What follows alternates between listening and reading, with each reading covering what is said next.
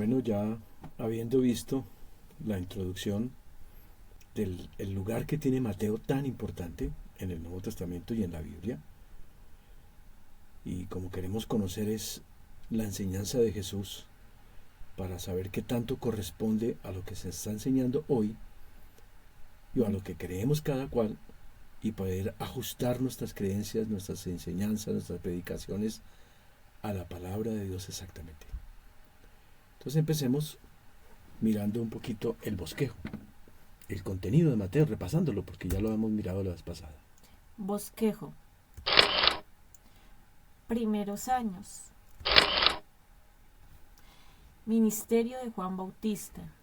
Sí, ahí vamos, lo primero que comparte Mateo pues es los primeros años de Jesús, luego el ministerio de Juan Bautista.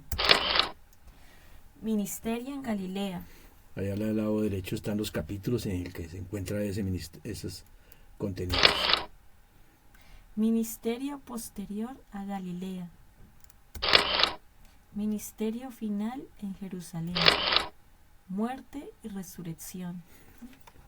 Y la idea es irnos paseando por los puntos principales para ir viendo que sí cojamos el Evangelio de Mateo completo, no pedacitos de frases de aquí y allá, sino lo más completo que sea posible, por supuesto, dentro de las limitaciones del tiempo y del espacio.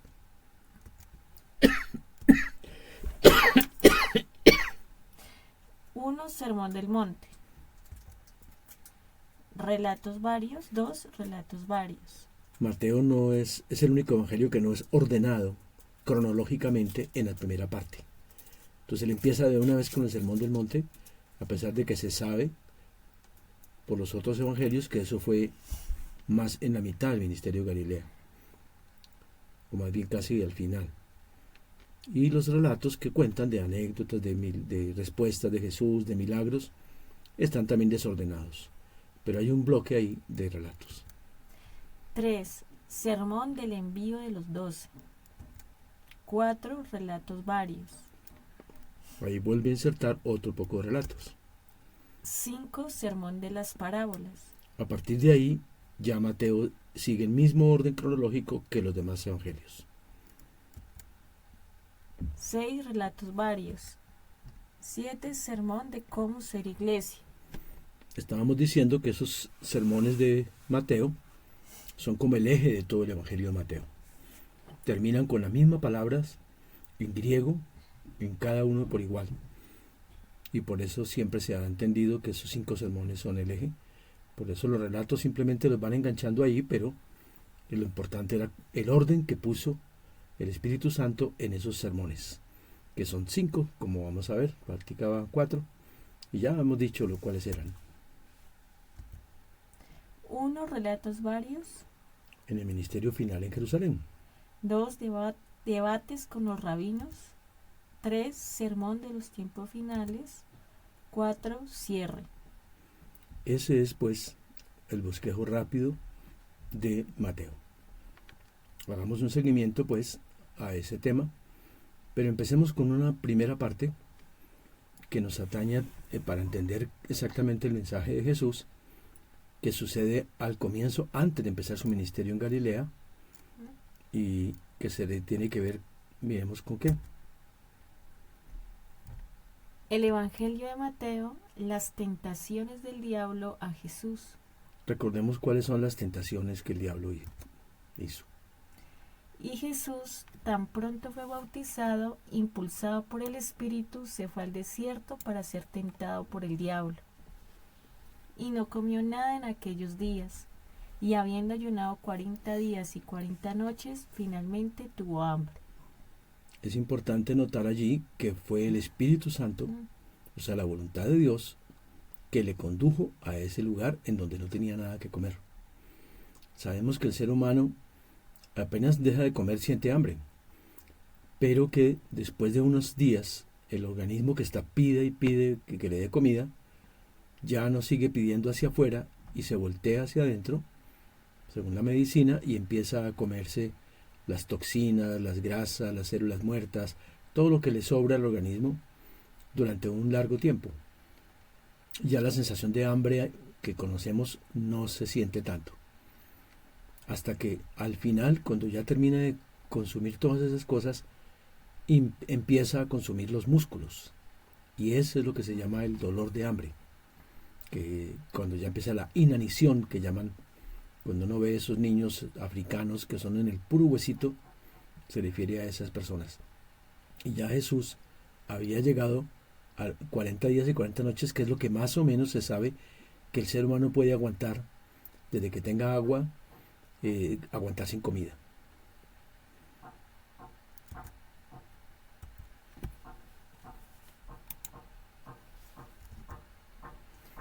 Uno, se presenta como un pensamiento propio.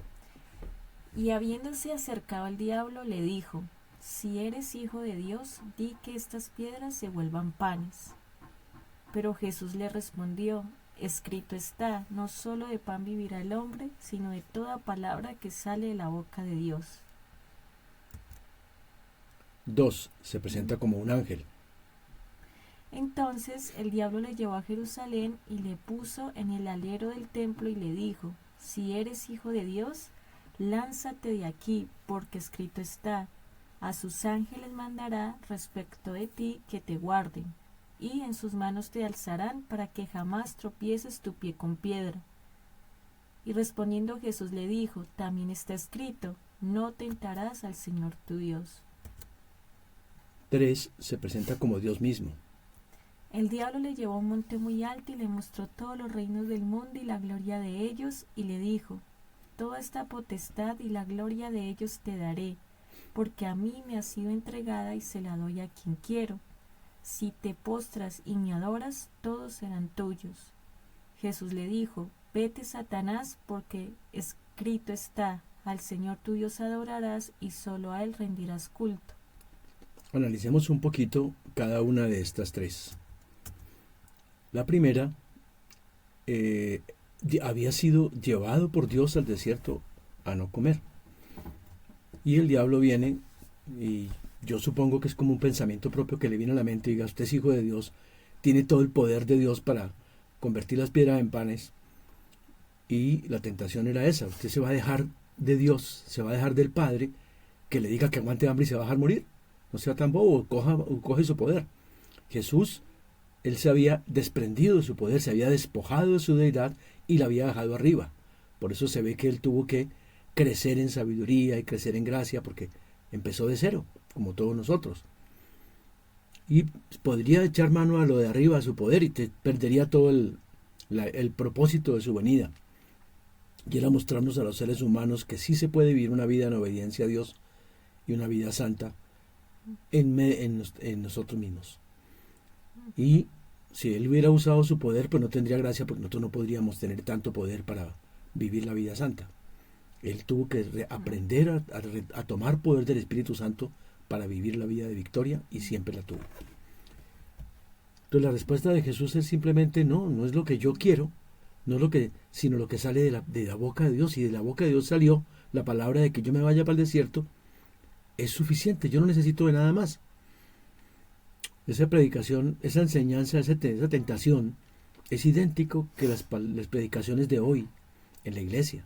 Cuando dicen: usted es hijo de Dios, párese y ordene que las piedras se vuelvan panes, declare, decrete, confiese, y verá que todas las cosas se hacen conforme usted diga. La misma tentación que el diablo puso a Cristo, la que está poniendo en la iglesia de hoy, y toda la iglesia lamentablemente le está creyendo. En la segunda, pues si lo lleva por el aire hasta Jerusalén, obviamente se muestra que es alguien sobrenatural, espiritual, es un ángel, y le dice: aquí está escrito una promesa, coja la promesa y bótese de aquí, tuércele el brazo a Dios, que Dios tiene que respaldarlo porque él está prometido por Dios. Y Jesús le contesta que él no se mueve por promesas, sino por mandatos. Y coger las promesas de Dios para presionar a Dios, obligar a Dios y sonsacarle a Dios cosas, se llama tentar a Dios. Y eso fue lo que hicieron ellos en el desierto. Pelearon y patalearon: si somos de su pueblo, si somos no sé qué, entonces si Él está con nosotros, entonces que nos mande carne, que nos mande pan, que nos mande agua. Y dice que lo tentaron, les mandó eso, pero luego les mandó mortandad.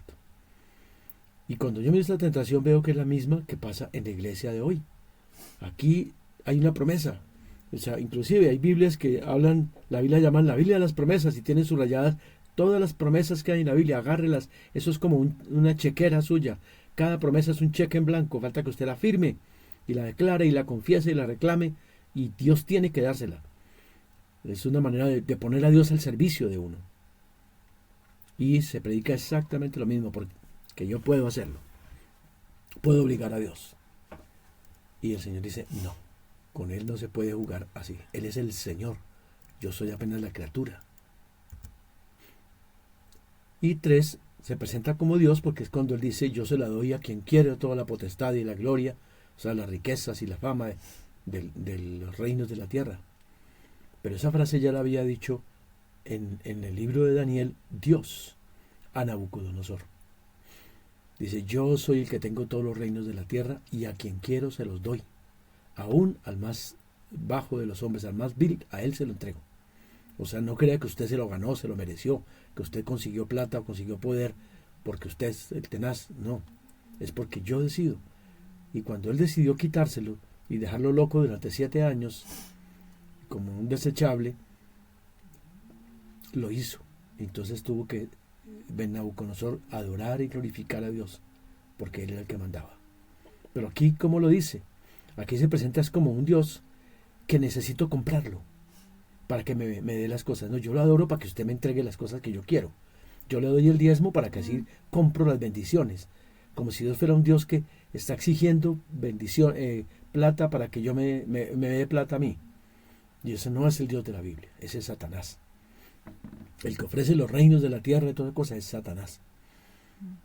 Él lo que nos ha prometido es aflicciones y tribulaciones y el reino eterno. Inclusive la siguiente frase después de esto dice que Jesús salió de allí a predicar el reino de los cielos. Completamente contrario a los reinos del mundo. Y el Señor le dice, no, usted no es Dios, usted es Satanás, apártese de aquí. Porque a Él le adoro y le rindo culto y le sirvo y le ministro porque es Dios, porque lo merece, porque es digno, porque por su voluntad fuimos creados. Y todo lo que fue hecho porque Él quiso. Por esa razón Él merece toda la gloria, porque Él es santo. No porque simplemente hace una transacción. Yo lo adoro para ver qué le sonsaco. O sea, otra vez, el enfoque de la adoración no es Él, sino yo. El objetivo es ver qué consigo yo, qué logro sacarle a Dios a cambio de que lo adore, que le cante, como usan hoy en día.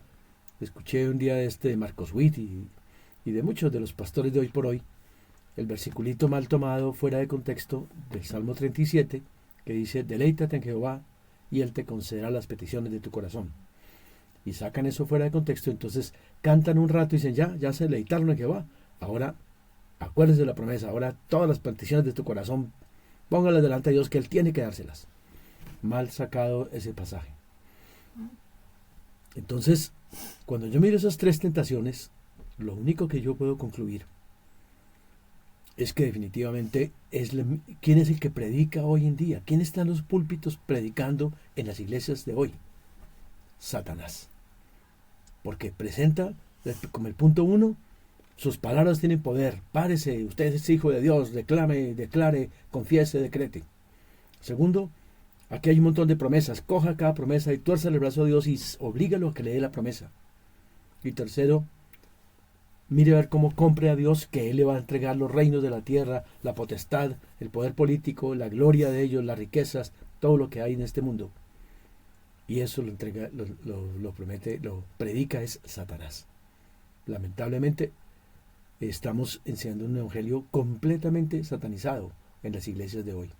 No cristiano, no es bíblico, sino el otro. No fueron las respuestas de Jesús las que se predican. Que yo puedo confiar en Dios aunque me mande a aguantar hambre, que yo me someto a Dios y no quiero someterlo a Él a mí, y que yo sé que Dios es digno de adoración y de servicio y de obediencia simplemente porque es Dios, no porque y por lo que ha hecho por mí, y no tanto por ver qué le puedo yo sonsacar y qué le puedo comprar.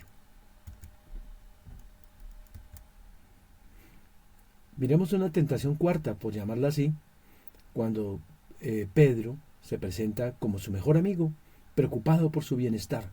Y el diablo muchas veces viene así, con la familia, con los cercanos, a decirnos lo siguiente. Desde entonces comenzó Jesucristo a declarar a sus discípulos que le era necesario al Hijo del Hombre ir a Jerusalén y padecer mucho y ser desechado por los ancianos, por los principales sacerdotes y por los escribas, y ser muerto. Entonces Pedro, tomándolo aparte, comenzó a reprenderle diciendo: Señor, ten compasión de ti, en ninguna manera esto te acontezca.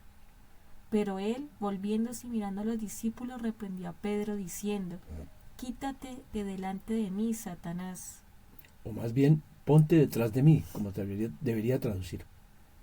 Me eres tropiezo porque no pones la mira en las cosas de Dios, sino en las de los hombres. Y son frases típicas de las personas, aún los cristianitos del montón, como pasó en este caso con Pedro, que cuando alguien es llamado, por ejemplo, a renunciar a su trabajo, uy, pero usted cómo va a hacer eso, qué va a hacer después de eso. No, hombre, tiene que despertar a hacer las cosas que todo el mundo hace, o si no estaría mal. No sea masoquista, usted qué va a hacer con, usted tiene hijos, tiene esposa, cómo va a vivir dependiendo de Dios solamente. No, tiene que hacer algo distinto a lo que Dios le ordena. Y en este caso Jesús lo para y le dice: quítese de Satanás. Usted está poniendo la mira en las cosas de los hombres y no las de Dios. Entonces ya con estas tentaciones ya uno empieza como a ubicar el sentido de la tentación y el sentido de lo que Satanás quiere conmigo. Que yo me ponga la mira en mí, en mis intereses y no en la voluntad de Dios, en el propósito de Dios, en el plan de Dios. Él sabe lo que hace, sabe por qué lo hace y sabe cuándo y cómo lo hace. Hablemos de esta otra quinta tentación, ya no contra Jesús, sino con Eva. Dice que se presenta el diablo como si fuera un aliado mío, que me defiende de Dios. Pero la serpiente astuta le dijo a la mujer: ¿con que Dios les ha dicho? ¿No coman de todo árbol del huerto? Y la mujer respondió a la serpiente: del fruto de los árboles del huerto podemos comer, pero del fruto del árbol que está en medio del huerto, dijo Dios: no comerán de él ni lo tocarán, para que no mueran. Entonces la serpiente le dijo: no morirán, sino que sabe Dios que el día que coman de él serán abiertos sus ojos y serán como Dios, sabiendo el bien y el mal. La tentación básicamente está probando la fe. Inclusive la prueba que Dios puso con el árbol es la obediencia de fe. No la obediencia en sí, sino la obediencia de fe, que es diferente a la obediencia moral. La obediencia moral es decirme: no vaya a ser ladrón de pronto que haya otro huerto al lado con otra pareja y no le vaya a robar al otro, o no vaya a aprovecharse de la mujer del otro. Eso sería una obediencia de tipo moral. Pero comer un árbol no tiene nada de bueno ni de malo, no tiene nada de moral. No está probando mi moral, probando qué tan bueno o malo soy yo, sino más bien lo que decíamos siempre, la obediencia de fe prueba qué tan bueno o malo es Dios. O más bien, qué tan bueno o malo creo yo que es Dios. Por eso es que la serpiente lo que vino fue a poner a dudar a Eva de las intenciones de Dios. ¿Con qué les dijo eso? ¿No? ¿Para dónde será que él va? Poner sospechas, que es lo típico que hace el diablo. Y ella contesta y él le vuelve a decir: no morirán. O sea, negó la palabra de Dios. De una vez dijo: no va a pasar eso. Más bien ese día que pase, que ustedes coman, van a ser abiertos sus ojos, van a ser como Dios, sabiendo el bien y el mal. Hoy en día es bastante lo que se predica lo mismo. Fuimos hechos a la imagen de Dios, dicen los grandes ungidos de Estados Unidos. Por tanto, somos diosesitos. Y la cosa es dar órdenes y declarar y decretar y tener palabras creativas. Y entre más usted tenga cosas de milagros, usted más cerquita de Dios está. Más casi igual del tamaño de Dios. Porque somos ya diosesitos en miniatura. Y eso no es esa es la tentación de Satanás.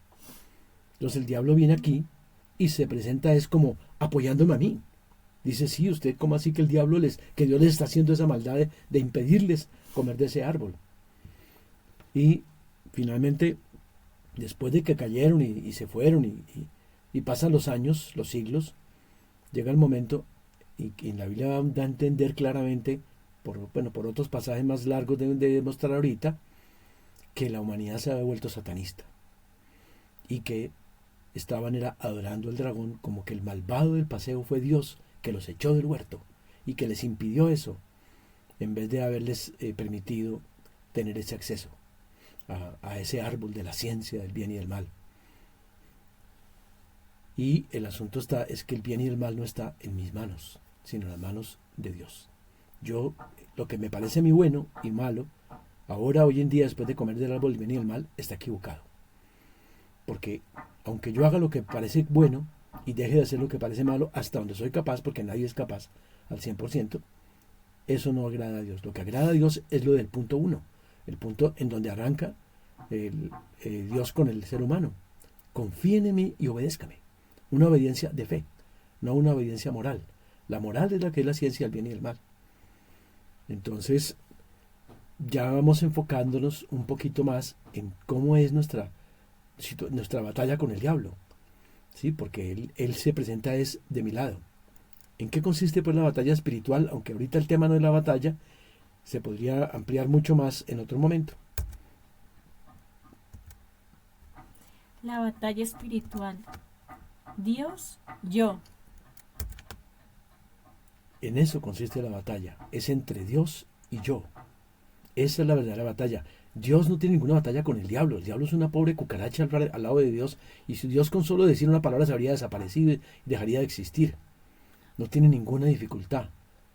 Ni de convencer cuál es el bien correcto y cuál es el mal que el diablo presenta. No necesita, no tiene ningún afán de llegar y desbaratar todo. Porque con sabiduría sabe perfectamente qué es lo correcto y lo puede probar. El asunto es entre Dios y yo, que es lo que se ve con Eva. ¿Qué va a tomar usted? ¿Qué partido va a tomar usted? ¿Por Dios o por usted mismo? Entonces, cuando yo tomo mi vida en mis propias manos, que fue lo que hizo Eva, en ese momento perdí la batalla. ¿Cuál es el papel del diablo en la batalla? El diablo. Él se pone como el sustento, el aliado mío, como pasó con Eva. Y también como pasó en las tentaciones con Jesús. Con que usted Dios lo mandó a aguantar hambre, ¿no? No, señor, coja por su cuenta su propio poder y actúe. Entonces siempre es que Jesús actuara en base a su yo, a sí mismo, y no en base a Dios. Lo mismo con la otra, y hay una promesa de Dios, tuerce el brazo a Dios para que haga la promesa, para que esté centrado en usted, Dios en usted, y no usted centrado en Dios. Eso es lo que el diablo quiere hacer siempre. O la última, adórame a mí, yo le entrego los reinos de la tierra, sin necesidad de Dios. Pero siempre él está enfocado. O lo de Pedro, dice, pone la mira en las cosas de los hombres y no en las de Dios. Entonces la batalla, siempre que uno la encuentra en la Biblia, está así. El problema es que no hoy en día manejan batalla equivalente a reprender demonios o a reprender al diablo, y no tiene nada, absolutamente nada que ver. Porque más bien sería reprenderme a mí, se podría decir. Pero bueno, después estudiaremos todas las palabras griegas para batalla, combate, lucha, todo eso que traduce la Biblia, y podríamos ver en su momento cómo es de claro en las Escrituras que toda la batalla consiste en eso. ¿A quién soy más leal? ¿A Dios o a mí? ¿A quién le creo más? ¿A Dios o a mí? Porque también es una batalla de la fe. Por ejemplo, miremos lo que pasó en Getsemaní. Velen y oren para que no entren en tentación.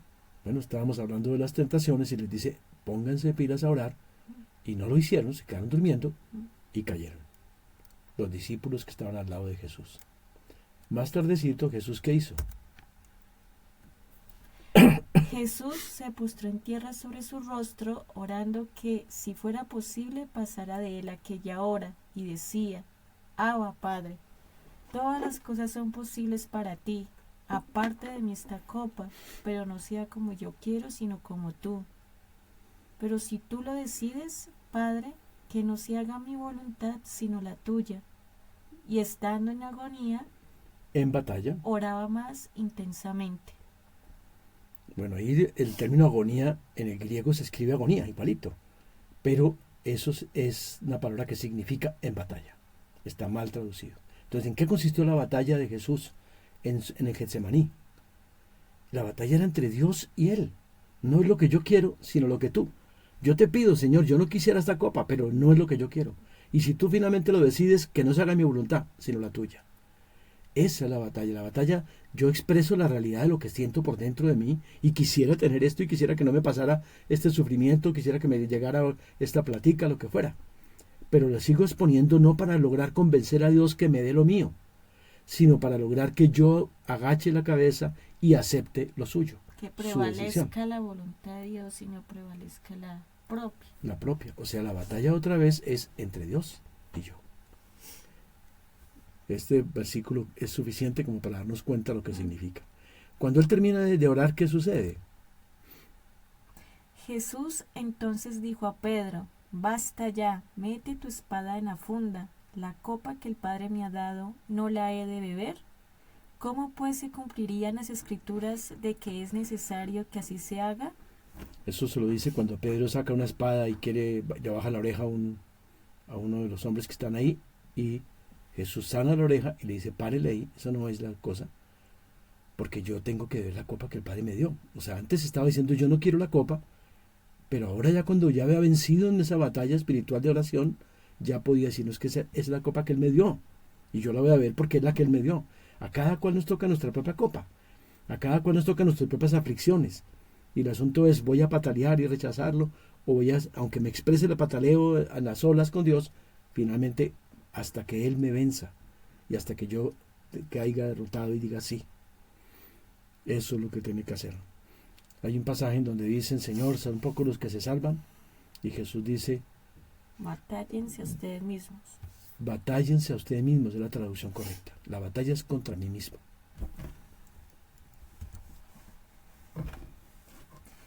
Hubo una gran batalla en el cielo, pero el gran dragón, la serpiente antigua que se llama Diablo y Satanás, y sus ángeles no prevalecieron.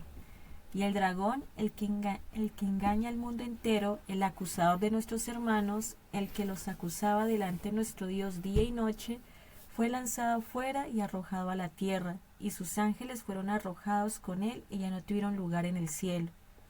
Y los hermanos le vencieron por medio de 1. De la sangre del Cordero, 2. de la palabra del testimonio de ellos, 3. y porque menospreciaron sus vidas hasta la muerte. Aquí otra vez menciona la batalla, y el asunto no es echar al diablo de una persona, eso es otro tema, eso es un don, sino echar al diablo del cielo, ¿sí? Arrojarlo de allá. Y finalmente los cristianos vamos a terminar venciendo. Ese es el último evento nuestro aquí en la tierra. La suma de todos los vencedores a través de los siglos lo dejan derrotado a él. Dice que él engaña al mundo entero, y en cuanto al mundo lo engaña, en cuanto a nosotros nos acusa día y noche delante de Dios.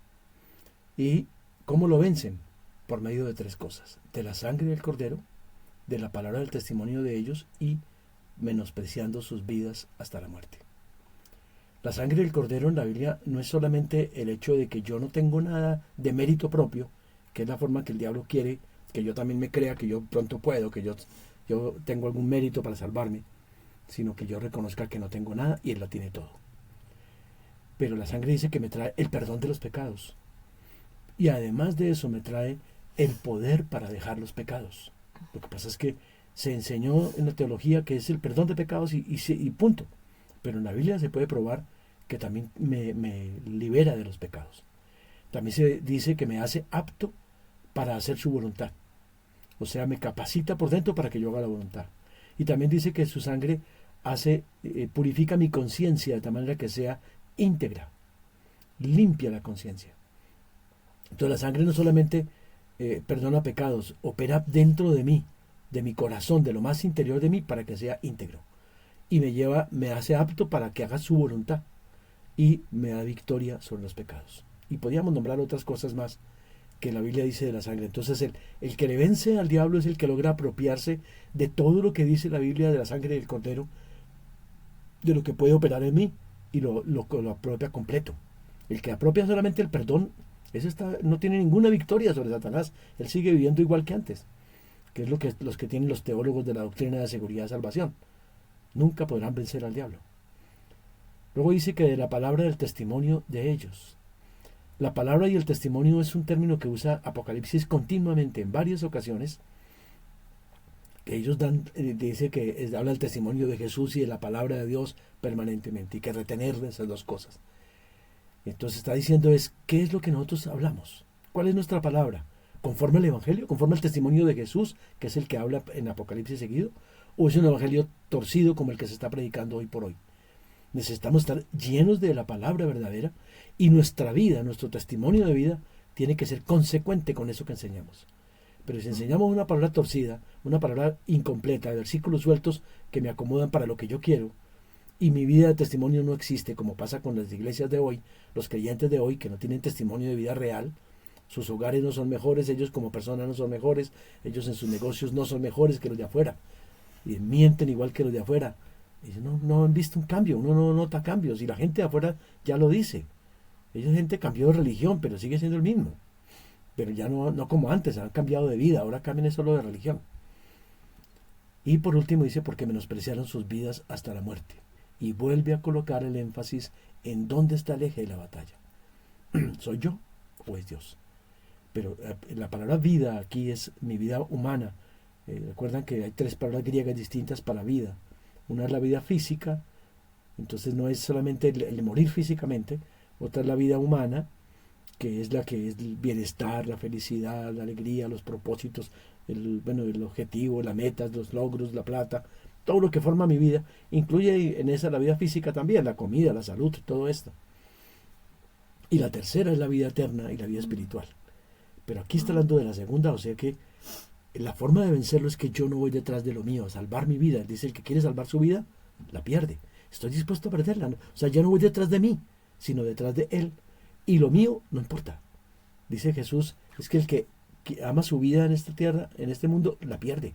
Es el que aborrece su vida, el que la salva, el que la guarda para vida eterna, usando el otro término de vida. Entonces ahí se ve claramente que la victoria está toda apoyada en Él, en su sangre, en lo que Él hizo, pero apoyada apropiándome de todo lo que Él me ofrece con su sangre. Y apropiada en la palabra de Dios, y que mi vida sea conforme, mi predicación y mi creencia es conforme a la palabra, y mi vida de testimonio también conforme a la palabra. Y por último, la parte de que lo que importa es la eternidad, porque somos extranjeros y peregrinos, y esta vida no importa, la economía no importa, la felicidad no importa, la salud no importa, nada de las cosas que aquí son valiosas e importan. Y con eso el diablo no tiene cómo ganarnos, porque él quiere que yo me centre en mí. Él se presenta como mi aliado, que quiere que yo me centre en mí. Y cuando él no logra eso, va perdiendo y cayendo hasta que cae definitivamente para siempre. El Señor dijo a Satanás, ¿has puesto tu corazón contra mi siervo Job a causa de que no hay otro como él en la tierra, varón íntegro y recto, temeroso de Dios y apartado del mal? 1. Y Satanás respondió, ¿acaso teme Job a Dios de balde? O sea, sin recibir nada a cambio. Pero extiende ahora tu mano y toca todo lo que tiene y verás si no blasfema contra ti en tu propia cara. Y el Señor dijo, he aquí todo lo que Job tiene está en tu mano, solamente no pongas tu mano sobre él. 2.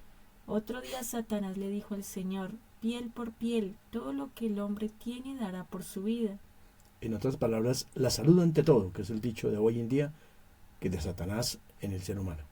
Pero extiende ahora tu mano y toca su hueso y su carne y verás si no blasfema contra ti en tu propia cara. Y el Señor dijo, he aquí, él está en tu mano, pero guarda su vida.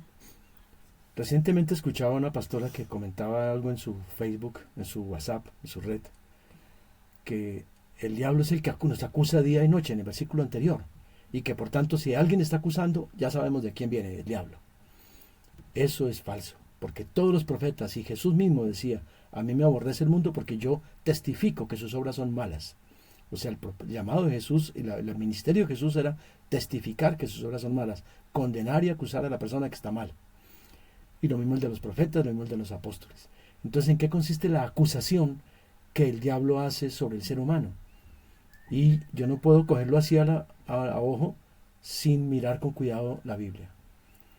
En dónde más lo dice, no simplemente porque encontré ese versículo de Apocalipsis y ya, el que acuse ya sabemos que es de Satanás. No, toca mirar la Biblia porque no podemos coger un versículo suelto y fuera de contexto para poder con eso aprovechar para que nadie me acuse, para que nadie me denuncie mi pecado y para que yo siga en pecado y el que se meta a decirme que estoy mal, es Satanás, o viene de Satanás. Eso fue lo que le dijeron a Jesús, que él venía de Satanás, porque los reprendía y les decía que eran hijos del diablo. Entonces, ¿en qué consistió la acusación? Aquí no está acusando a Job por ser algo malo, porque mismo Dios dice que no hay otro como él en todo el planeta Tierra, un varón íntegro y recto, temeroso de Dios y apartado del mal. Entonces lo que estaba acusando Satanás era dos cosas claves. Una, el corazón de Job. Dijo, es que Job teme a Dios, pero porque usted lo está bendiciendo, lo está protegiendo, le va todo bien. Pero si usted le quita todo, le apuesto que ya no lo hace más.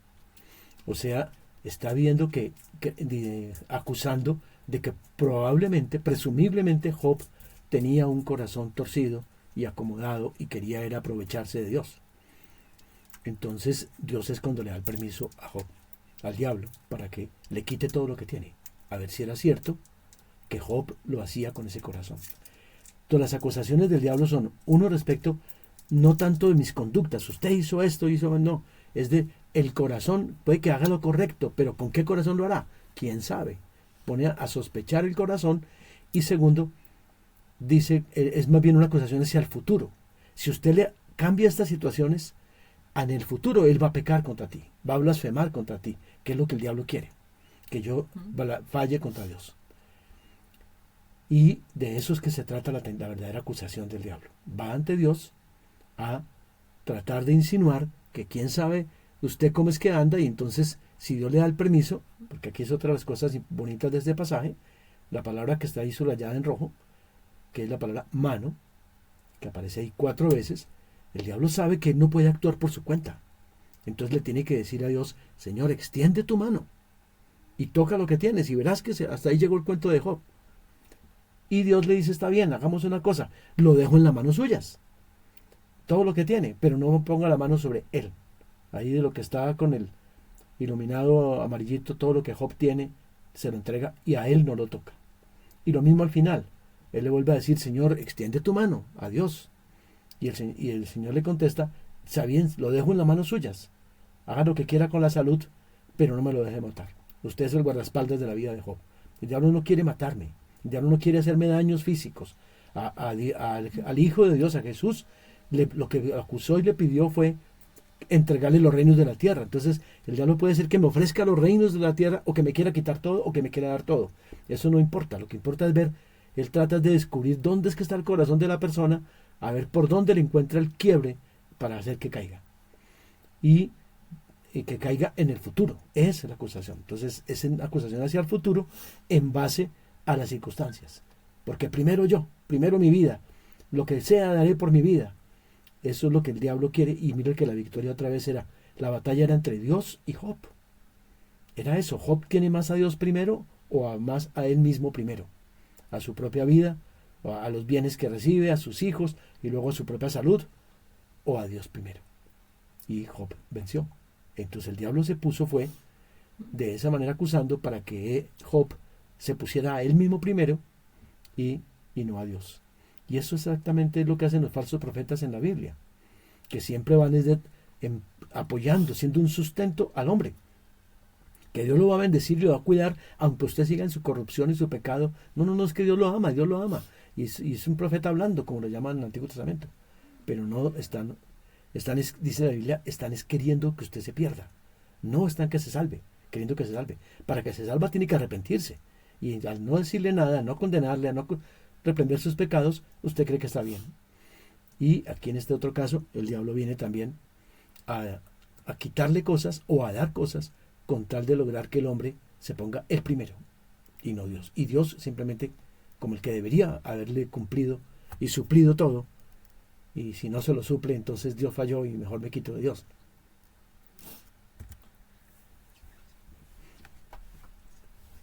Jesús le dijo a Pedro, de cierto te digo que no cantará el gallo sin que me hayas negado 3 veces. He aquí Satanás los ha pedido a ustedes para zarandearlos como a trigo, pero yo he rogado por ti que tu fe no falte. No se eclipse, también traduce, no te deje por fuera. Y tú, una vez vuelto, confirma a tus hermanos. Aquí se ve otra vez la batalla, lo que Satanás está pidiendo al Padre, era que le pusiera la cosa bien tenaz para ellos, cuando tanto que han creído que él es el Mesías y van detrás de Jesús y escuchan todo, pero de pronto lo cogen y lo golpean, lo azotan y lo matan. No, esta cosa se acabó, esto no, perdimos todo el tiempo. Estábamos siguiendo a alguien que no era, porque ¿cómo así que Dios no metió la mano? Entonces, si ven que no funcionan las cosas, que es lo que quería con Job, si ven que las cosas no funcionan, yo rechazo a Dios. Y entonces el diablo ya había pedido para hacer eso. Pero el asunto es de la respuesta de fe. ¿Le creo más a él o a lo que yo veo? Y eso del eclipse es bien interesante, me tapa la realidad. Entonces, que la fe no vaya a quedar tapada y yo no sea capaz de ver a Dios detrás en eso que me parece terriblemente malo y que Dios no está con eso. Entonces Dios no estaba ahí. Y Job y Pedro negó a Jesús. Los otros no lo negaron, pero no porque fueran mejores, porque ellos salían fue corriendo. Pedro se acercó demasiado y ve cómo cogen a Jesús y lo golpean y lo juzgan falsamente y todo lo que le vuelven a golpear. Entonces y Pedro está rodeado de gente. Y cuando uno mira un evangelio, cualquier evangelio, las negaciones de Pedro, que sí, que alguien le pregunta y Pedro dice que no lo conoce. Pero cuando uno las suma las 4 evangelios, estaba era rodeado. Uno le dice, el otro le dice sí, y yo lo vi, usted no sé qué, yo estaba en el huerto. O sea, lo rodean de una y otra cosa hasta que lo acorralan. Y él se asusta y niega. No era fácil el haber aguantado su fe ahí. Pero una vez que termina, Jesús se voltea y lo mira, y con esa sola mirada él supo que se había cumplido al pie de la letra lo que Jesús dijo que le iba a pasar, que lo iba a negar 3 veces. Y tan pronto canta el gallo, él lo mira y Pedro se acuerda. Entonces, ¿qué concluyó Pedro? Que era cierto lo que Jesús dijo, que no fue porque Jesús no estaba con Dios y entonces Dios lo dejó que lo mataran. Que Jesús estaba equivocado y que me equivoqué yo, estoy pifiado creyendo en Jesús y yendo detrás de Jesús, sino que ciertamente lo que está pasándole a Jesús es lo que él había dicho que iba a pasarle, y lo que le pasó a Pedro es lo que él había dicho que iba a pasarle. O sea, Jesús sigue en el control de todo.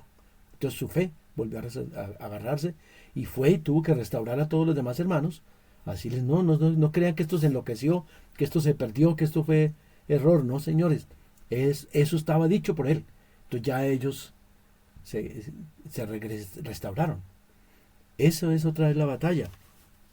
Entonces, ¿a qué le creo yo más? ¿A Dios o a los hombres? Esa es la batalla de la fe. Padecimientos, deseos. Son como los 2 puntos principales que uno encuentra cuando estudia la batalla espiritual en la Biblia. Una batalla de padecimientos y una batalla contra los deseos. Padecimientos es lo que yo no quiero que me pase. Y deseos es lo que yo sí quiero tener. Entonces, el uno es lo malo para mí y el otro es lo bueno para mí. Pero siempre es para mí. Y entonces la batalla va en esa dirección. Miremos, por ejemplo, solo 2 pasajes que nos ilustran un poquito el asunto. Ustedes, después de haber sido iluminados, sostuvieron gran combate de padecimientos, con vituperios, tribulaciones y prisiones. Pero sufrieron con gozo el despojo de sus bienes y de sus derechos, sabiendo que tienen una mejor y perdurable herencia en los cielos. No pierdan pues su confianza, que tiene grande galardón, porque les es necesaria la paciencia, para que, habiendo hecho la voluntad de Dios, obtengan la promesa. Porque aún un poquito, y el que ha de venir vendrá y no tardará.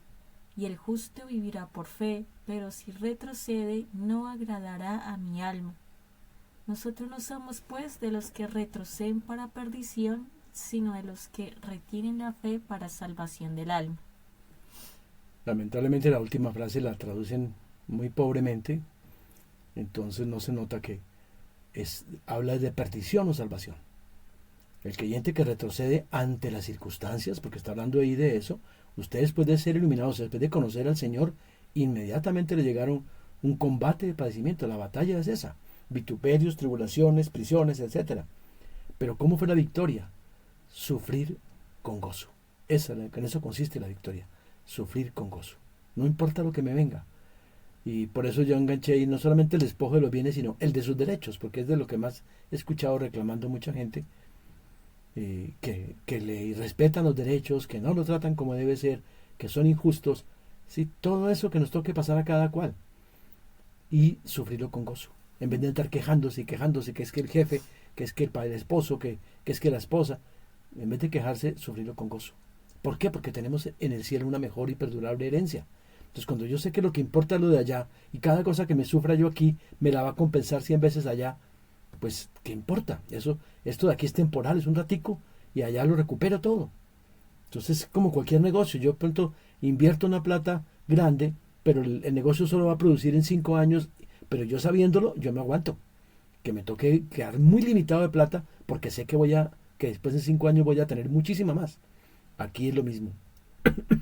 Sé que aquí en la tierra podré pasar lo que pase, cárceles, que me maten, que me hagan lo que sea, pero allá voy a ser recompensado eternamente todo lo que me quitó y 100 veces más.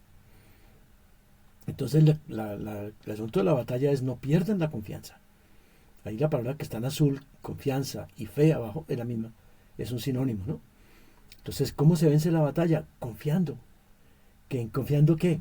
Dice, porque les es necesaria la paciencia, porque para que habiendo hecho la voluntad de Dios obtengan la promesa. Entonces, la promesa que viene por delante se vence con dos cosas. La paciencia, que en griego significa el aguante, la persistencia, la perseverancia en medio de la prueba. O sea, el seguir con gozo. En otras palabras, es seguir con gozo en medio de las dificultades.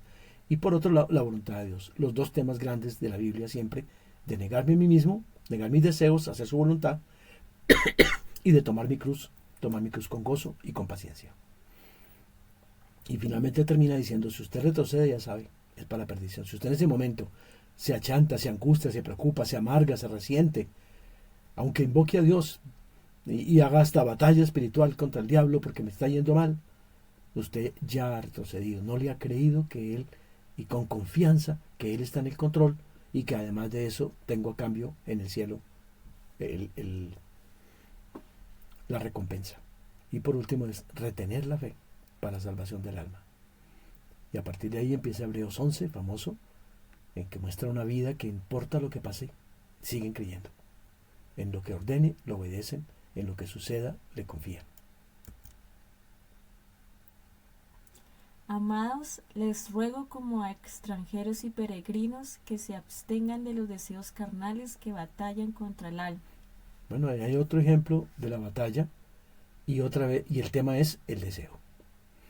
Acuérdense que los deseos carnales no son los deseos sexuales, sino los deseos personales, los de todo lo que yo quiera para mi propio beneficio. Y esos son los que producen batalla. Entonces la batalla no es contra el diablo en ese sentido, sino contra mis propios deseos. Y el diablo lo que hace es estimular mis deseos. Entonces la forma no es reprender al diablo, sino negar mis deseos, y el diablo pierde el examen y se va de ahí. Entonces la forma de vencer al diablo no es tanto hablar con él y reprenderlo a él y dirigirme a él, sino dirigirme a Dios y renunciar a mis deseos y entregar los deseos como extranjero y peregrino, porque no soy de aquí, porque voy de paso. Entonces quito eso, porque lo que importa es lo que viene allá, eternamente. El verdadero deseo es el de hacer riquezas arriba y no riquezas aquí, por ejemplo. Entonces la batalla tiene que ver con eso de los deseos. Pero pasemos a no perdamos el hilo de lo que veníamos hablando, era de las tentaciones. Uno, se presenta como un pensamiento propio. Como ya hemos leído, cuando le dice usted es hijo de Dios, párese y ordene y declare. 2, se presenta como un ángel. Cuando él quiere agarrarse de las promesas, el diablo quiere que Jesús agarre de las promesas de Dios para torcer el brazo a Dios, en vez de agarrarse de los mandamientos de Dios para obedecer. 3, se presenta como Dios mismo. Donde él quiere que, como si Dios mismo quisiera plata para que él entonces me bendiga. 4, se presenta como su mejor amigo, preocupado por su bienestar. Dijimos que era el caso de Pedro, que sucede tanto con nuestros cercanos, que están preocupados porque no hagamos unas decisiones de esas, que estamos locos, que está mal. Pero si Dios la ordena, la ordena. 5, se presenta como un aliado que me defiende de Dios. Como pasó con Eva. Entonces ahí vamos viendo como el eje de las tentaciones, y eso me deja preguntándome a mí. No, cuando habla de tentaciones, ¿de qué está hablando en la vida no nuestra? Que la tentación sería que pronto aparezca una mujer por ahí seductora y metiente, que aparezca la oportunidad de un negocio en el que yo sé que no digo las cosas tal como son para sacar una buena ganancia ventajosa, equivocada, que para que no me pillen digo una mentira, ese tipo de tentaciones. Siempre está uno asociando las tentaciones es a la serie de pecaditos y cosas que uno tiene, las debilidades que uno tiene, y no a lo que le presentó las tentaciones de Jesús, que era o es Dios o soy yo. No tiene nada que ver con tentaciones. A Jesús no le presentó con una mujer al lado, ni con negocios malos, ni nada de esa cosa. Se le presenta de otra manera muy diferente, a que se centre en Él, en sus intereses, y no en los de Dios. Lo mismo con Eva. Leamos por último este versículo como para que... Cosas que no eran buenas en el moral, sino buenas en cuanto a su beneficio propio y conveniencia propia. Eso sería el punto correcto. Cambiar el concepto de lo bueno y lo malo que tenemos los seres humanos por dentro de nosotros. Creemos que Dios está preocupado y las tentaciones el diablo está preocupado para que yo me vaya detrás de esas tentaciones pecaminosas, debilidades que yo tengo. Y yo veo que el diablo él sí conoce el eje de dónde está la cosa. La clave es que yo le falle a Dios, como hizo con Job. Repasemos este pasaje de todas maneras, que no tiene mucho que ver, pero nos sirve. 6. Bienaventurado el varón que soporta las tentaciones, pero sepan que uno es tentado cuando de su propio deseo es atraído y seducido. Entonces el deseo, después que ha concebido, engendra pecado, y el pecado, siendo consumado, da a luz la muerte. Ya hemos estudiado este pasaje en Santiago. Lo que importa allí es que las tentaciones nacen en mi deseo. Por ahí es donde se cuela el diablo, aprovechando que él, como que esta persona va detrás de tal cosa, entonces venga para acá, le mando un predicador que le hable, que Dios le quiere dar ese deseo, le mando cualquier persona que le dé ese consejo, o le manda las oportunidades para que él se vaya detrás del deseo y no detrás de Dios. La tentación. El pecado. Recordemos lo que habíamos aprendido en Romanos y en Gálatas, que Pablo enseña que una cosa es el instinto pecaminoso que todos tenemos, que llama él el pecado, que es distinto a los pecados, que son los actos que yo cometo. Egocentrismo. Entonces, ese es el veneno de Satanás que colocó, de la serpiente, que colocó en el ser humano después de que pecó. Yo me centro en mí y no en él. Y recordemos que en eso sí consiste la batalla. Desde el comienzo, desde Adán y Eva, o soy leal a él o soy leal a mí. Y el instinto pecaminoso es que dice, no, a mí me importa 5, yo no le doy lugar a Dios, yo puede que busque a Dios, pero para mí, para mis intereses y beneficios en la práctica. Podré engañarme mismo y decir, no, yo sí amo a Dios y todo, pero todo lo que hago es para ver cómo le consigo que Él me bendiga. También el apóstol Pablo, además del pecado, dice que existe la carne. La carne. Que es como un envoltorio, es parte de ese mismo órgano espiritual, llamémoslo así, de ese material, pero que... Lo bueno, lo malo. Que es lo que yo recibí después de comerme del árbol de la ciencia del bien y del mal. Que tengo unas cualidades, unas facilidades de hacer algo bueno, y unas convicciones de algo bueno y otras de lo malo. Eso es lo que se llama la carne. Tiene cualidades y tiene defectos, tiene virtudes y tiene fracasos. Y debemos entender que lo que sale de lo bueno tampoco le agrada a Dios. Eso es lo que hacen todas las religiones de la tierra. Inculcar algunas cosas buenas, morales y religiosas y piadosas y devotas, pero es estimulando la carne. La parte de la carne que puede hacer lo bueno. Pero la Biblia dice que cuando yo estimulo lo bueno, siempre todo sale de adentro del pecado. O sea que lo hago, pero hay una intención en mí, centrada en mí. Yo sé para dónde voy, qué es lo que busco. Valía propia, satisfacción propia, siempre va para mí. Y lo mismo cuando me enfoco en lo malo. Entonces el diablo deja que haya miles de religiones, miles de maneras de entender qué es lo bueno y lo malo, que la naturaleza, que los animalitos, que los palestinos, cualquier cosa que yo considere lo bueno y voy a pelear por eso. El diablo no le importa que yo coja lo bueno o que yo coja lo malo, que me vuelva asesino, que me vuelva narcotraficante, que me vuelva, satanista, lo que quiera que sea. Eso no le importa a él porque coja lo bueno, coja lo malo, de todas formas estoy en mi carne, de todas formas me voy para el infierno. Lo que a él le interesa es que yo no me centre en mí, que me vaya yo a centrar en Dios y no en mí. En eso consiste la tentación.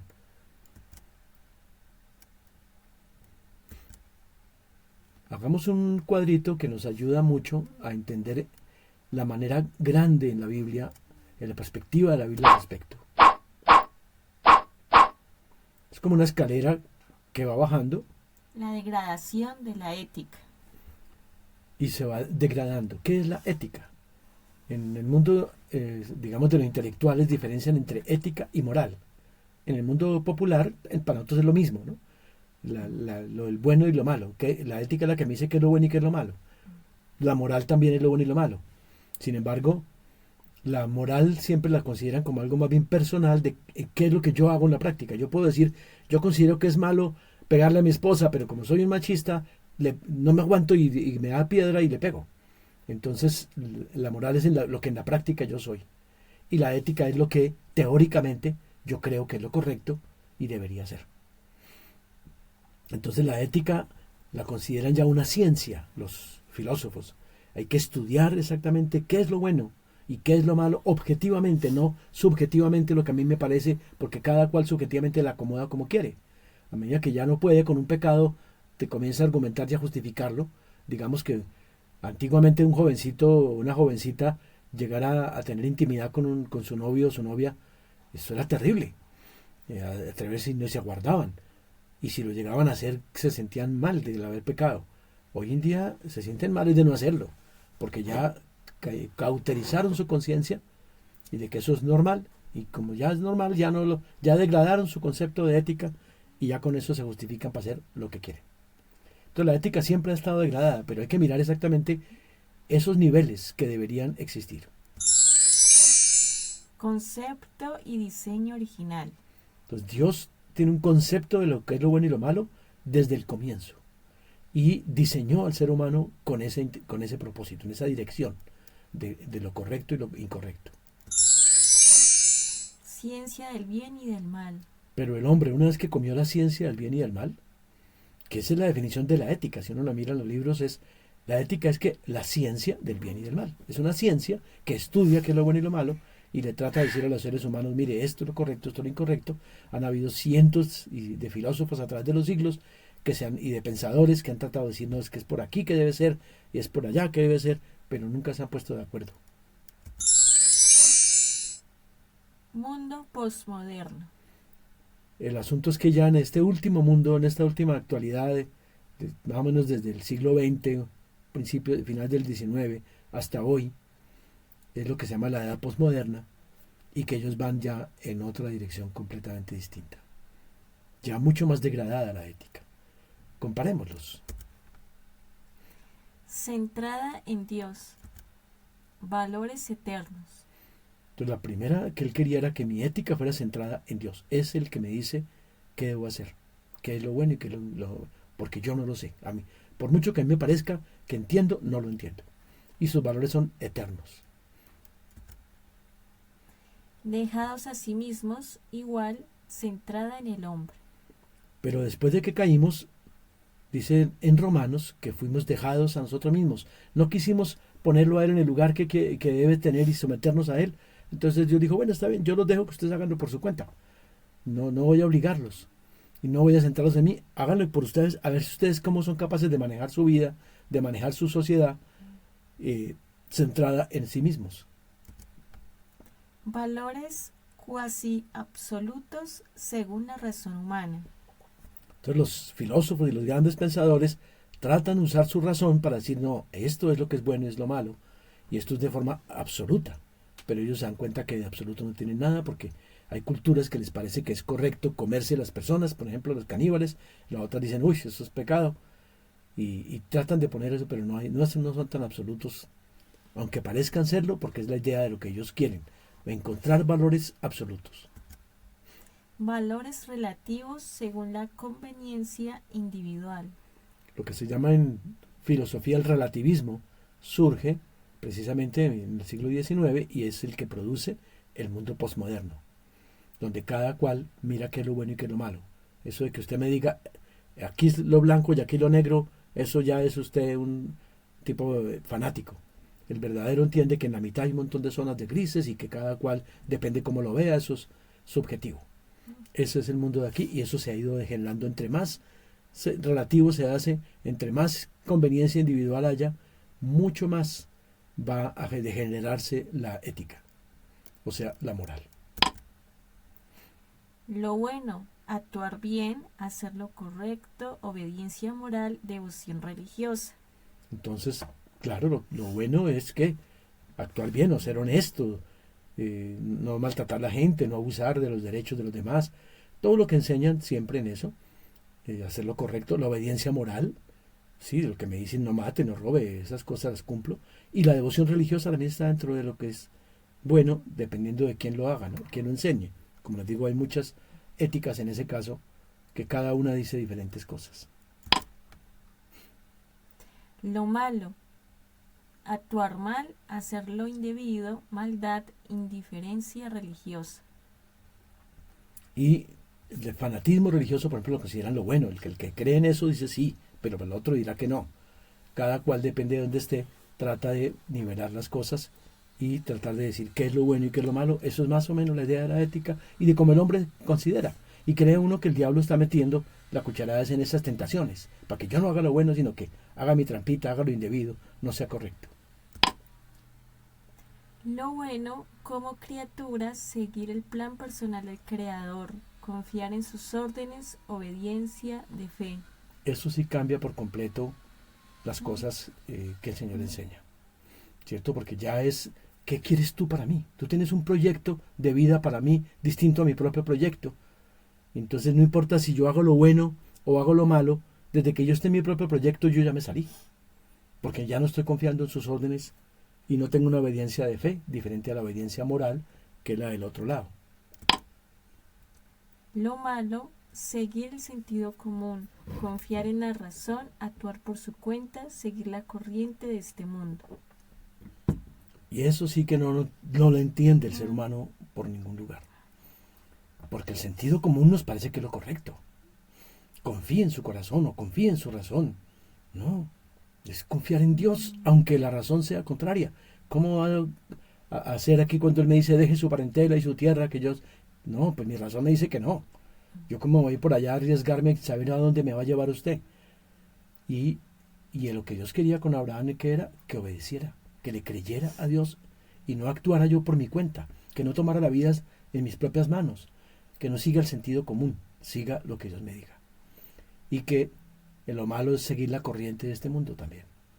Entonces ahí ya, eso sí es lo que Dios define como bueno y malo en la Biblia. Lo bueno, que me vaya bien, circunstancias gratas, gozar de la vida. Lo malo, que me vaya mal, circunstancias amargas, sufrir en la vida. Entonces ya desde la perspectiva personal, lo bueno es que me vaya bien, ¿cierto? Y lo malo es que me vaya mal, que tenga circunstancias gratas y no amargas, que yo goce de la vida y no que sufra de la vida, ya en el sentido puramente egoísta. La Biblia usa la palabra bueno y malo para las tres cosas, pero claramente marca la diferencia. Esa es la más importante. Que una cosa es cuando se dando lo bueno y lo malo, lo que verdaderamente es bueno y malo desde la perspectiva de Dios, que es lo que está arriba, en la primera columna. Lo otro, lo bueno y lo malo, lo que está en la perspectiva, por ejemplo, de la ley. Sí, que hágalo, no mate, no robe, haga esto correcto, haga las cosas bien y sea devoto. Y lo malo sería hacer lo contrario. Y también habla del día bueno y el día malo. El día bueno es cuando me va bien en la vida, me salen las cosas, todo resulta. Y lo malo es, el día malo es cuando me va mal, cuando no tengo plata, cuando perdí el trabajo, cuando quebré económicamente, cuando pierdo la salud, etc. Entonces habla de las tres, pero habla de diferente manera. No, en la Biblia desde el comienzo muestra que la verdadera tentación entonces, ¿dónde está? De lo que acabamos de leer, de estos versículos de atrás. La tentación no está apuntando al de la mitad, que es que el diablo quiere que yo haga lo malo y que yo caiga con una vieja y que yo robe o mate o haga una mentira o alguna cosa de ese estilo. No, el diablo está interesado en la primera. Dios, diablo. Entonces, claramente Dios está queriendo guiarme a que me rinda a Él, a que le obedezca a Él, a que cumpla su propósito. Y el diablo a que yo viva por mi cuenta. No le importa si después de vivir por mi cuenta hago lo bueno o hago lo malo desde la perspectiva de la segunda columna. Eso no le interesa a él.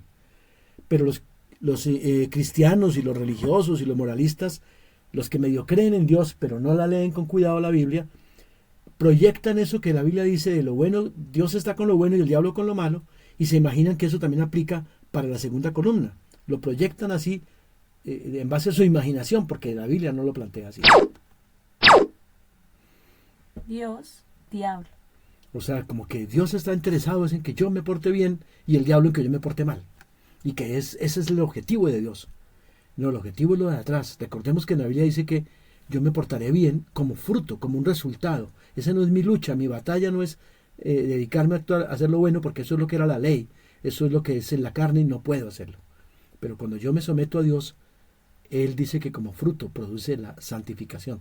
Entonces, claro, me porto bien, amo a Dios, busco a Dios, pero no como que ese sea mi objetivo, sino mi resultado. Y también hoy en día que los cristianos están totalmente perdidos porque son cristianos postmodernos, ya no conforme a la Biblia, no leen la Biblia, han proyectado lo mismo de Dios y del diablo. Dios, diablo. Entonces dicen, si me va bien es porque es Dios el que me hace que me vaya bien. Pero el diablo es el que hace que me vaya mal. El diablo es el que me mete accidentes y me quiere matar y que me vaya y tenga pobreza. Ese es el diablo. Ese es el espíritu de ruina. Todo eso es un montón de mentiras que no están en la Biblia. Eso no es lo que la Biblia enseña, pero ellos proyectaron eso ingenuamente y entonces, como enfocan la vida cristiana, ya hacen lo último, en el yo, en la conveniencia individual. Entonces lo que importa es que Dios es el que yo le pido y Él me va a dar bendiciones y con materiales y terrenales, y el diablo es el que las quiere quitar. Carne. Entonces cuando pecan, los cristianos dicen hoy en día, maldito diablo que me hizo pecar. No, ¿cuál diablo? Fue usted el que pecó. Es usted por andar en la carne. Tanto lo bueno como lo malo, ambos son de la carne. Entonces si me porto muy bien o me porto muy mal, en mis fuerzas estoy en la carne. No tiene nada que ver con la batalla espiritual. La batalla es no andar en la carne, sino andar en el espíritu, que es someterme a la voluntad de Dios. El cristianismo no es moralismo. Sí, el moralismo es el que me lleva a que deje de ser mal geniado, deje de ser grosero, deje no sé qué, pórtese bien, cuide la naturaleza, no la destruya, cosas así. Pero el cristianismo es el creador lo que vale, el centro, el plan de Dios y no yo. Y cuando yo me centro, como digo, en lo moral se arreglará, pero ese no es la lucha. Dice que las obras de la carne son todo ese montón de lista de pecados. Puedo ser moral, pero centrada en mí misma, entonces... Pero tú pierdes el examen también. Y lo mismo sucede con la última. Eso de que Dios es el que me trae lo bueno y el diablo lo que me trae lo malo. Dios. El que me trae lo malo también es Dios. Dice que en el día del bien goce el bien y en el día del mal considere que todo proviene de la mano de Dios y no hay nada más detrás de Dios. Que Dios dice, ¿quién es el que pregunta que lo malo no vino de Dios y lo bueno? Todo viene de Dios. Eso lo repite en toda parte en el Antiguo Testamento. Su soberanía es absoluta. Lo que me sucede a mí en mi vida, todo viene de Dios, no es del diablo. Puede que como Job, Dios entregue al diablo eso. Pero la forma de Job de vencer, ¿cuál fue? ¿Reprender al diablo porque me trajo la pobreza y la ruina? No. Agacharse y postrarse ante Dios. Bendito sea Dios, Él me dio y Él me quitó. Bendito sea Dios. Es Dios el que me dio y Dios el que me quitó. Y eso lo dice siempre la Biblia. Dios es el que enriquece y el que empobrece. El que da salud y el que enferma. Es Dios. En las maldiciones que tiene la ley, por ejemplo, dice que le va a ir bien si usted guarda la ley. Eso para los judíos. Pero si no guarda la ley, le va a ir mal y soy yo el que lo maldigo y yo soy el que le traigo las plagas y soy yo el que le traigo la pobreza y soy yo. Siempre en los profetas es Dios el que maneja, el que trae a Siria para que les destruya, trae a Babilonia para que los destruya, trae a sus ejércitos de Roma, trae a los palestinos, porque viven bajo la ley. Y además, aunque no vivan bajo la ley, es Dios el que hace todas esas cosas. Y solamente encontrarán la paz los judíos, el pueblo de Dios, cuando ellos vuelvan a poner su fe en Jesús. Gozarse en las pruebas, amargarse por las adversidades de la vida, ¿no? Esa frase la dejé de última porque era a la luz de lo que estamos viendo en la última columna. Entonces, parte de lo bueno es gozarme en medio de las pruebas. Eso es fe. Yo sé que vienen de Dios. O si no, lo malo sería amargarme angustiarme, enojarme, hacer trampa, hacer lo que sea, pedir prestado, pedir fiado, hacer lo que sea con tal de salir de mi prueba, en vez de hacer solamente lo que es válido, ¿sí? Trabajar, conseguir, como sea, que Dios vaya diciendo en cada caso. Plano de la relación con Dios. Entonces, en esta primera columna la relación es en ese plano, allá, en mi relación con Dios. Plano de la religión. Mientras que aquí es de que yo cumplo cosas y ya estoy bien y ya con eso tiene que Dios bendecirme. Pero el cristianismo es una relación con Dios más que cumplir con una religión, de ir al templo, de dar el diezmo, de ser fiel al pastor, ese tipo de cosas que enseñan, y de ser leal a la iglesia de sus padres que le enseñaron a usted, la religión suya. Plano de la fe. Plano de la moral. Lo que ya hemos visto, ¿no? Aquí es el plano en donde Él espera es que yo crea en Dios ante cada cosa que me ordena, ante cada cosa que diga su palabra, ante cada circunstancia que me acontezca. En el otro, el de la moral, si me porto bien o me porto mal. Decíamos que en el plano de la fe es si le creo que es bueno, y entonces yo confío en lo que me pase y en lo que me ordene. Plano de la rendición a Dios. Por supuesto, la vida cristiana es una vida de fe rendida por completo al gobierno de Dios en mi vida. Todos mis derechos, todos mis bienes le pertenecen a Él, toda mi salud me pertenece a Él, toda mi familia. Él dirá lo que quiere que me pase o lo que quiere que siga. Plano de la ciencia y la razón. Bueno, por lo que los filósofos dicen es que la ética es una ciencia, o tratan de llegar a ser una ciencia objetiva, ¿no? Porque por la razón yo veo que esto es lo bueno y que esto es lo malo. Y porque uno ve, claro, robar es malo porque estoy robando a mi prójimo y lógicamente no debe ser así. Ese tipo de cosas y le hacen a la ética 1000 análisis profundos y nunca llegan a nada. Plano de la ley y el derecho. Sí, en el mundo esa ética es la que decide cuáles son las leyes que hace un gobierno, y también la ley de Dios es exactamente igual, enfocada en lo bueno de moral y en lo bueno religioso, y en el plano del derecho. El derecho es la ciencia que estudia todo eso. Plano de lo social. Eso se llevó a cabo, todo ese avance se ha llevado a cabo cuando se piensa en la sociedad, ¿cierto? Robar y matar, hacer un daño aquí en la sociedad, toca saber comportarnos en la sociedad. Sobre esa base es que hacen la ética. Plano del individualismo. Aquí en cambio ya no me importa la sociedad, ya hago lo que yo quiero hacer. Yo soy individualista, no me interesa sino lo mío. Y ya los hechos no me preocupan, que es lo que dice el relativismo, ¿no? Que los hechos dicen esto, la ciencia dice que por ejemplo son 2 géneros, no me importa, pero yo creo que son más géneros, entonces yo soy el que decido. Plano del bienestar propio. Ahí solo busco lo mío, que es lo que vimos abajo, que es lo bueno y que es lo malo a la luz de esto. Plano de la verdad subjetiva. Que eso es lo que ha sucedido hoy por hoy. No es que mi verdad es esta, no me importa que la verdad científica sea otra, la verdad de la razón sea otra, pero es que mi verdad es que yo soy mujer, dice un tipo. Entonces tienen que respetar mi verdad y hay que exigir a la sociedad que respete mi verdad. Antiguamente en la columna del medio era exigir al individuo que respete la verdad de la sociedad. Ahora es exigir a la sociedad que respete la verdad del individuo. Él puede sentirse un caballo y tiene que respetar que se cree caballo. Antiguamente, si se creía caballo, se creía mujer, lo llevaban de un psiquiatra. Hoy en día es al revés. El que llevan al psiquiatra o lo acusan es el que dice, no señor, ustedes no son sino 2 géneros. Eso es el que está mal. Hasta en la cárcel echan en algunos países ya. Plano de la sinrazón. Hoy en día se dice que esta es la edad de la sinrazón. Lo que importa no es la razón, es lo que yo quiero y lo que yo siento y lo que a mí me interesa y lo que yo disfruto, y no me importa que los demás digan, hagan lo que sea, yo y yo.